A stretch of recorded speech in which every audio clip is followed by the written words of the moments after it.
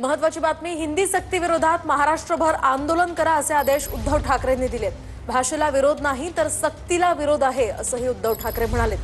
दरम्यान मातृभाषेचा अपमान सहन करणार नसल्याचाही इशारा उद्धव ठाकरेंनी दिल्याची माहिती आहे। 29 तारखेला हिंदीच्या जीआरची होळी करा असेही आदेश उद्धव ठाकरेंनी दिलेत।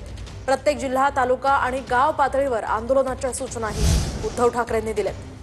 अधिकची माहिती जाणून घेऊयात आमचे प्रतिनिधी निवृत्ती बाबर यांच्याकडून। निवृत्ती, काय सांगाल, नेमकं उद्धव ठाकरेंनी काय सगळे आदेश दिले?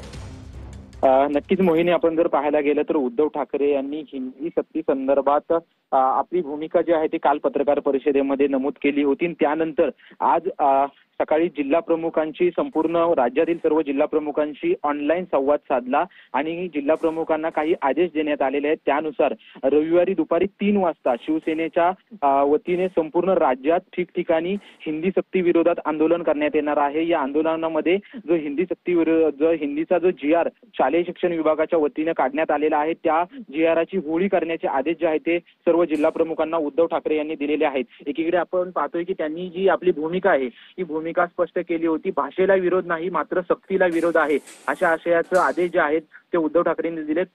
त्यासोबतच मराठीचा आणि आपल्या मातृभाषेचा अपमान सहन करणार नाही असं देखील मार्गदर्शन करताना उद्धव ठाकरे यांनी बोललेलं आहे। आपण पाहायला गेलं तर 19 तारखेच्या वर्धापन दिनामध्येच त्यांनी आपली भूमिका स्पष्ट केली होती। त्यानंतर जे मराठी अभ्यास केंद्राचं आंदोलन जे मोठं उभं राहतंय त्याला देखील आपला पाठिंबा दर्शवला होता। त्यानंतर आता संपूर्ण राज्यात ठाकरे गट मैदानात उतरण्याच्या तयारीत आहे। त्याची सुरुवात जी आहे निवृत्ती दिलेल्या सगळ्या सविस्तर माहितीसाठी। दरम्यान एकूणच मातृभाषेचा अपमान सहन करणार नसल्याचा इशारा उद्धव ठाकरेंनी दिला।